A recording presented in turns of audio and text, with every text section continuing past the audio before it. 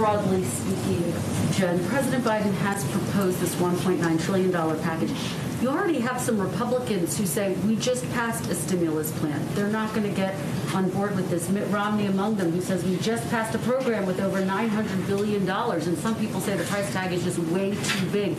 So how does President Biden expect to get this passed with bipartisan support? And how does that fit into his broader message of bipartisanship, proposing something like this that's that big? Well, I think it fits perfectly into his message of bipartisanship. He wants to work with Democrats and Republicans to address the crises that the American people are facing, whether they live in red states or blue states or Democrats or Republicans.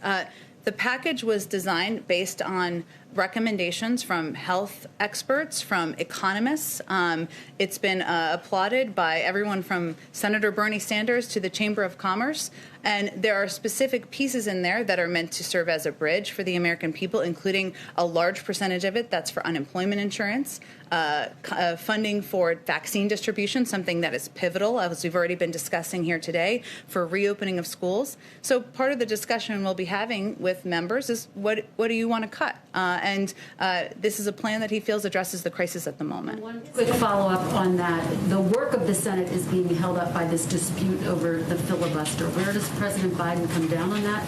Does he think that there should not be a filibuster so that the Senate could move forward with its work? Well, the president-elect spoke just yesterday, as you all saw, about the spirit of working together and bipartisanship to confront the four crises facing us.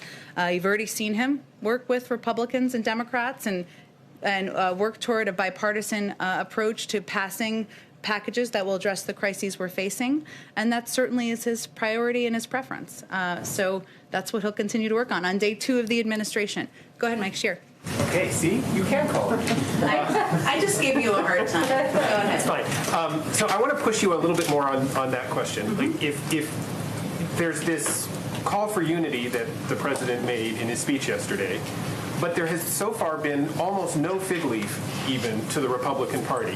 You don't have a Republican cabinet member like President Obama and I think President Clinton had. The executive orders that he's come out the gate have been largely designed at erasing as much of the Trump legacy as you can with executive orders, much of which the Republican Party likes and agrees with.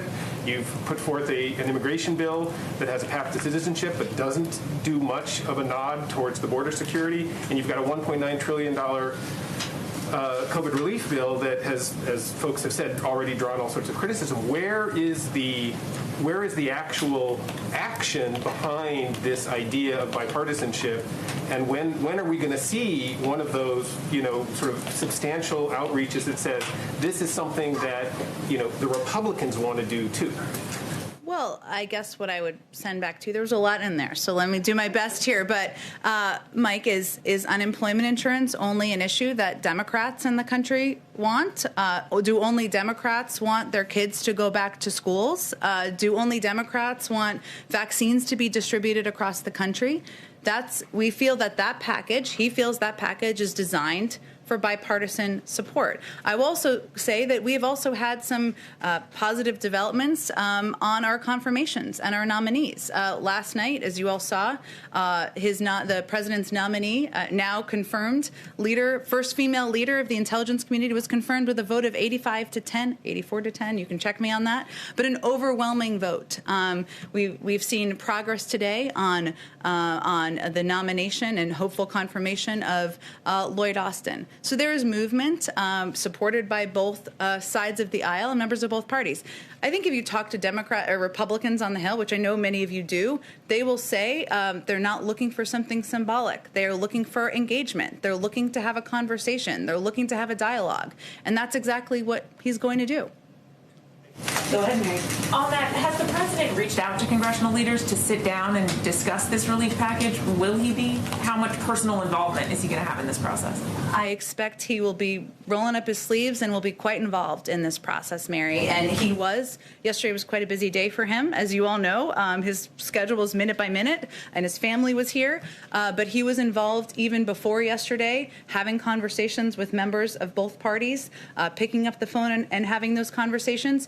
He saw, of course, members of both parties. He invited leaders from both parties to join him at church. Obviously, that wasn't really a discussion about specifics of the bill, but he did have an opportunity to talk about his agenda and working together on his agenda moving forward.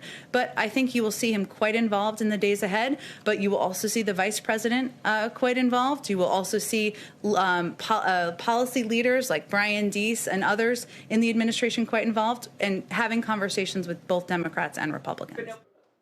Shepard Smith here. Thanks for watching CNBC on YouTube.